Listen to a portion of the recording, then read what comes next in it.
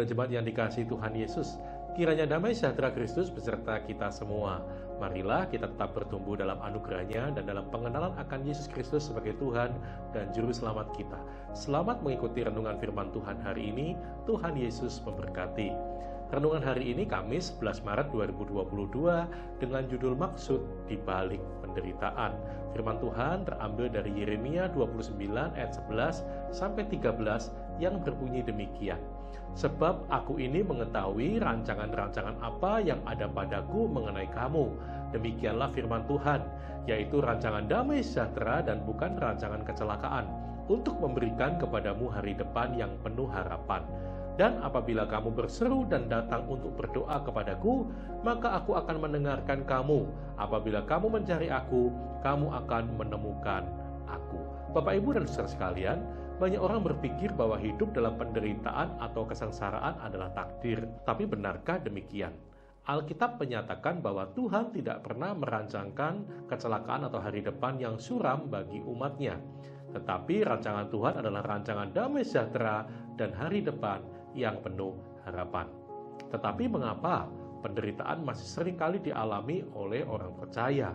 Mengapa tidak sesuai dengan apa yang dikatakan oleh firman Tuhan? Mari kita ambil contoh firman Tuhan hari ini, yang adalah nubuatan tentang penderitaan yang akan dialami oleh bangsa Israel karena mereka tidak mau bertobat dari pelanggaran-pelanggarannya. Penderitaan bisa saja terjadi akibat dosa dan pelanggaran. Karena itu Tuhan perlu menegur dan memperingatkan. Penderitaan juga bisa terjadi sebagai proses yang Tuhan izinkan untuk mendewasakan iman umat-Nya. Bersyukurlah jika kita ditegur dan diperingatkan oleh Tuhan melalui penderitaan atau kesengsaraan yang sedang kita alami.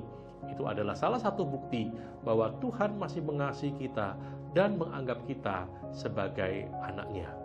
Seperti firman Tuhan berkata di dalam Ibrani 12 ayat 5 dan 6, "Hai anakku, janganlah anggap enteng didikan Tuhan, dan janganlah putus asa apabila engkau diperingatkannya, karena Tuhan menghajar orang yang dikasihinya, dan Ia menyesah orang yang diakuinya sebagai anak."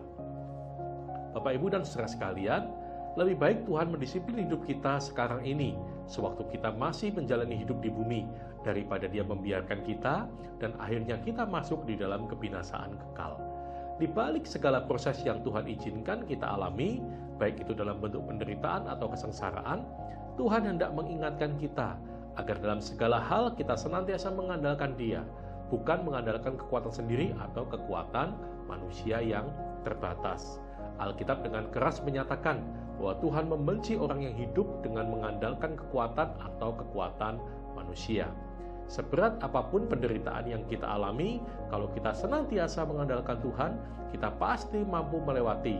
Sebab Filipi 4 ayat 13 berkata, "Segala perkara dapat kutanggung di dalam Dia yang memberi kekuatan kepadaku."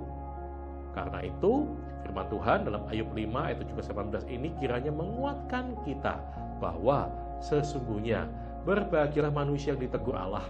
Sebab itu, janganlah engkau menolak didikan yang maha kuasa, karena Dialah yang melukai, tetapi juga yang membebat. Dia yang memukuli, tetapi yang tangannya menyembuhkan pula. Amin.